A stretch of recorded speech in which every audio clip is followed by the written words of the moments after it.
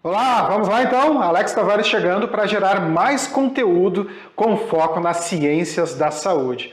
E hoje a gente vai relacionar, conectar psicologia com o universo infantil, com o universo das crianças. E para fazer essa relação e pensar principalmente, mas não unicamente, a ideia de sustentar o que é dito para uma criança, sustentar a comunicação, eu vou contar com o auxílio de uma colega, também psicóloga, a doutora Elisandra Moreira, que é psicoterapeuta na abordagem da terapia cognitivo-comportamental e também coaching, né? Ela lida com pais, estuda como auxiliar os pais no contato com os filhos. Pais, lembrando, sempre quando a gente fala pais, é pai, mãe ou qualquer outro cuidador, né, que presta atenção nessas crianças, tá bom? Então agora a gente vai entrar em contato direto com a Elisandra, que é uma das palestrantes junto comigo do primeiro Comental, o Congresso Online de Saúde Mental. Mas depois eu falo mais um pouquinho sobre o Comental. Agora vamos entrar em contato direto com a colega Elisandra Moreira. Então, conforme prometido, mais uma vez, conectamos com Elisandra Moreira, psicóloga, está aqui em Porto Alegre, né, estudando, pesquisando e atendendo também, né, na atividade profissional de psicologia e no também com aconselhamento com os pais, as mães. Então, Elisandra, retomando o contato contigo, surge aquela ideia, né, do limite, do não, e também de sustentar, né, esse padrão, né, esse limitador, né, de uma certa maneira, de sustentar uma certa dimensão de frustração na existência da criança, porque é importante esse processo na constituição da própria personalidade da criança. Mas o que tu tem, assim, utilizando toda essa tua leitura, os cursos, enfim, né, o contato profissional que tu tem com pacientes, o que tu tem para dizer a respeito desse padrão de cuidado? Eu acho bem importante a gente compartilhar que, que hoje em dia o que tem acontecido muitas vezes no seio familiar é que, ou pela ausência dos pais, né, ausência no sentido de ficarem fora bastante tempo, né, tendo que trabalhar, ou pelo cansaço, né, independente do que ocasionou esse cansaço, os pais muitas vezes acabam não tendo muita paciência no convívio, no contato com seu filho, né? E isso gera o quê? Isso gera um problema que é, se eu não tenho paciência, eu não escuto. Se eu não escuto, eu não entendo a necessidade. Muitas vezes o meu filho, né, ele está tomando uma atitude, está fazendo algo para chamar atenção, outras vezes ele está fazendo porque realmente ele precisa, e se eu, enquanto pai, não estiver atento ao que está acontecendo, eu posso assumir um padrão de comportamento que é sempre dizer não, né? E eu vejo isso com bastante frequência, assim, os pais sempre dizem não. Só que aí, quando o filho, e óbvio, a gente está falando de um filho que já tem a capacidade de se expressar de uma forma adequada, né? Quando o filho explica para ele, olha, mas por que não? Porque eu preciso, ou eu quero isso, por isso, aquilo. Isso faz sentido, o pai acaba precisando, né, abrir mão e voltando atrás. Então, acho que um ponto super importante, assim, quando a gente fala no estabelecimento dos limites, é os pais precisam estar atentos, cansados ou não, tendo passado um dia inteiro fora ou não, trabalhado um dia inteiro ou não, os pais precisam estar atentos àquilo que é a necessidade e o interesse dos seus filhos, né? E mais do que isso, eles precisam estar atentos para toda a questão de contexto, de segurança, de ambiente. Porque se eles estiverem atentos, eles vão ter a capacidade de dizer um não ou de dizer um sim, e mais do que isso, esse não ou esse sim vai ter um sentido, vai ter um propósito real e vai ser sustentado. O pior ponto, quando a gente fala do estabelecimento de limites para a criança, Um dos piores pontos, ou um dos que torna mais difícil essa questão do estabelecimento de limites, é a falta de sustentação dos pais ou dos cuidadores em relação àquilo que diz. Uma hora pode, outra hora não pode a mesma coisa, ou daqui a pouco diz que pode, e aí o pai precisa fazer algo, já não pode mais. A criança fica, ela acaba se sentindo sem padrão, ela perde a confiança, ela não sabe como reagir, né, diante das situações, e isso vai ter consequências no futuro, que é exatamente o que tu disse anteriormente, assim, isso vai ter consequências na formação, no desenvolvimento desse ser, no desenvolvimento de toda uma personalidade. Então, a sustentação daquilo que se fala é extremamente relevante para criar confiança, né? Para os filhos saberem que, independente do pai dizer sim ou não, quando eu falo pai, eu estou falando do sujeito, pai, mãe, né? Enfim, dizer sim ou não, aquilo que ele está falando é o que é melhor, de fato, para essa criança, né? Isso é estabelecimento de um padrão de confiança que é extremamente necessário para o desenvolvimento saudável, né, dessa criança ao longo enfim, da sua vida. Uhum. É interessante também que os cuidadores ali, né, enfim, que as pessoas que estão exercendo essa, vamos chamar assim, função de pai e de mãe ali, mesmo não sendo pai ou mãe biológico, né, que eles também conversem, né, para saber determinados limites daquela cultura, inclusive daquela cultura nuclear familiar ali, né? Porque senão entra naquele jogo, né? O pai diz que não, a mãe diz que sim, aí a criança corre para a mãe para conseguir o que ela quer.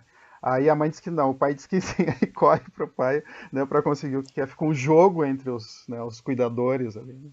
Exatamente, e isso sempre vai acontecer. Por que isso sempre vai acontecer? Primeiro, porque o pai e a mãe, cada um vem de uma criação diferente. Por mais parecida que isso possa ser, na verdade, cada um tem a sua própria história, a sua própria bagagem pregressa aí, né? Como meus pais me criaram, me educaram, como os pais da minha esposa, do meu esposo, né? Enfim, do meu companheiro, parceiro, criaram e educaram ele. Então, assim, na verdade, cada um traz a sua bagagem. E aí, o que a gente vê é que quando essas bagagens, elas se encontram, e que deveria ser uma soma, né, para pegar o que cada um tem de melhor e ajudar isso na criação do seu próprio filho, muitas vezes acaba se tornando uma disputa. E aí os pais, eles têm muita dificuldade de entrar numa combinação, num contrato, numa sintonia. Num consenso. Uhum. Aí os pais têm muita dificuldade de conseguir chegar num consenso. Uhum. E aí eles não só têm dificuldade de chegar num consenso, como eles têm... eles deixam a criança perceber isso, né? E esse é um ponto fundamental. A gente não precisa concordar sempre, né? E normalmente a gente não vai concordar em algumas vezes. Só que isso é natural, acontece com todos os pais, né? Ou pessoas que convivem com crianças, enfim, mas a gente tem que conseguir passar para essa criança uma mensagem única e acertar as diferenças depois longe dela, né? Por quê? Porque isso vai, de alguma forma, e a gente estava falando disso antes, vai fazer com que a criança confie nesse casal, né? Porque esse casal acredita numa mesma coisa, esse casal tem uma mesma forma de pensar e é isso que leva adiante, né? Então isso também gera confiança. Agora, criança é muito esperta, né? Assim como nós somos muito espertos, né? Se a criança quer algo e ela vê que a mãe deixa, ou o pai não deixa, ou vice-versa, ou enfim, um dos cuidadores deixa, o outro cuidador não deixa, ela vai sempre fazer um jogo, né? Então, e isso de alguma maneira também vai ter um impacto no desenvolvimento dela ao longo da vida, porque ela vai aprendendo como é que ela consegue as coisas, mas nem sempre ela vai conseguir de uma maneira mais adequada. E quando eu falo mais adequada, eu estou falando mais adequada em relação a valores, ao desenvolvimento dos valores, né? Porque enganar, mentir não é legal. E às vezes ela vai acabar utilizando, né, da mentira ou enganando para conseguir de fato ter aquilo que ela quer, já que ela sabe que se ela não consegue com um, ela consegue com o outro. Então, é super natural que os pais, eles pensem de forma diferente, né, no momento de educar os seus filhos. Isso acontece sempre, mas é extremamente importante que os pais, eles tentem ter, na hora de passar, né, uma ideia, é importante que eles tentem combinar, Sim. Nunca discordar na frente de um filho de uma forma que cada um tem a sua verdade, não abre mão disso, né? E aí depois sim, depois no momento em que essas duas pessoas estejam, né, sozinhas, elas vão discutir, vão chegar num ponto comum para que numa próxima vez elas não tenham outros conflitos, né? Então isso é super importante, mas nunca na frente da criança. Então tá ótimo, várias dicas, várias orientações importantes então para o pessoal que está nos acompanhando aqui, né, seja no nosso canal de vídeo ou no canal de som também no podcast. Então tá, Elisandro, gostaria de falar mais alguma coisa? Senão a gente vai ficando por aqui. Mais alguma observação assim sobre, né, esse cuidado, o limite? Eu lembro que durante a nossa formação em psicologia a gente chegava a lidar num primeiro momento, antes de ter contato com os seres humanos, a gente lidava com os animais. Não sei se tu lembra dos nossos contatos, né, e com ratinhos, né? E o quanto, ratinhos né, da caixa de Skinner. Da caixa de Skinner, né? Eu não sei se ainda os alunos ainda, né? Fora do Brasil também tem muito uso de macacos e tal, né? Mas eu lembro, justamente pensando nessa ideia de sustentar determinado limite. A gente lidava com ratinhos. Enfim, a gente tinha que, né, fazer com que aqueles animais executassem determinados comportamentos. E eles executavam rapidamente, com o cérebro, né, bem pequenininho, né, muito menor que o nosso, poucas gramas. A gente tem 1,5 kg mais ou menos de massa encefálica, né? E o ratinho lá com poucas gramas de cérebro, fazendo as suas sinapses, ele rapidamente aprendia que tinha que bater lá na manivela, né, para tomar a água. E quando a gente mudava o padrão de bater uma vez para 20 vezes, ele batia 20 vezes e tomava água. E quando depois a gente deixava de dar, ele reaprendia tudo. A informação cerebral do rato, ele ia se adaptando assim como a gente. Então, quando a gente mudava a regra do jogo, ele aprendia novamente, que ele tinha que tentar até conseguir, né? Então fica mais difícil sustentar um limite se tu fica toda hora, né, trocando as regras do jogo. Por isso que é importante a combinação assim, dos sujeitos que estão lidando justamente com a sustentação, né, desse limite, desse não, né? Acabamos entrando nessas reflexões longínquas da graduação. Mas o que tu ia falar? Não, eu só ia dizer que é isso aí, assim, os ratos, os cachorros, né? A historinha do levar o cachorro para fazer xixi na rua todo dia no mesmo horário. Depois do segundo, terceiro dia, tu pegou a coleira, ele já sabe, ele já balança o rabo, porque ele sabe que ele vai para a rua, assim. E aí a gente está falando de condicionamento, né? Assim, conceitualmente a gente está falando de condicionamento. Nós, seres humanos, não somos condicionados nesse sentido, né? Mas, por outro lado, a nossa capacidade de aprendizado, ela é muito rápida, né? Só que qual é um cuidado que a gente tem que ter? É que a gente tende a repetir comportamentos, né? Então, se a gente fala uma coisa no momento, fala outra coisa no outro momento, a gente está ensinando um contexto para o nosso filho, para a nossa criança, em que, enfim, ele não tem estabilidade, em que ele...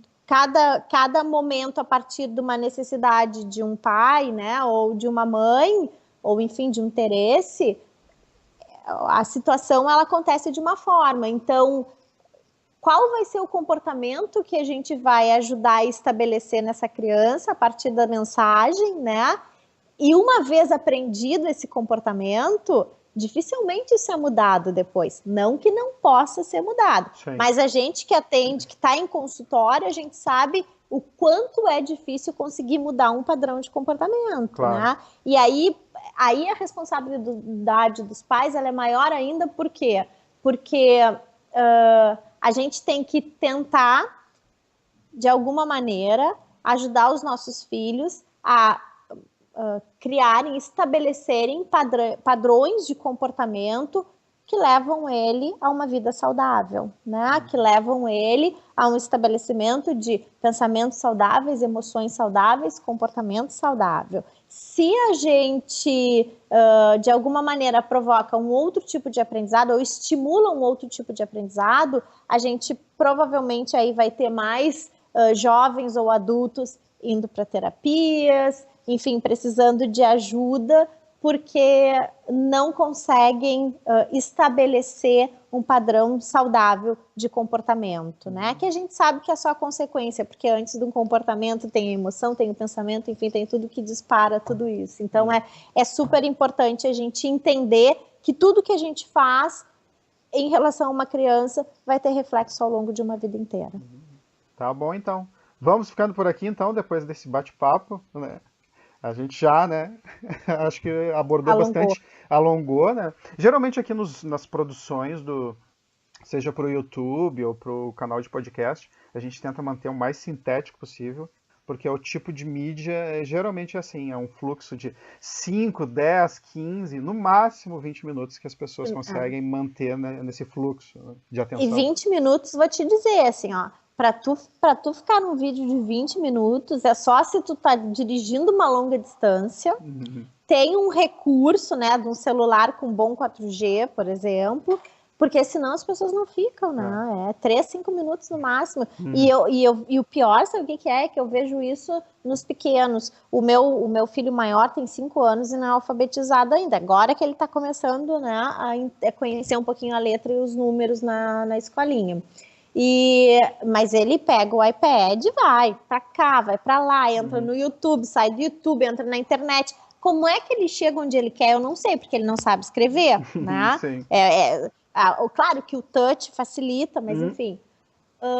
Mas qual é o ponto? Ele escolhe os vídeos que ele quer ver. E uma das coisas que faz a diferença na hora dele escolher os vídeos é o tempo que ele vê no vídeo.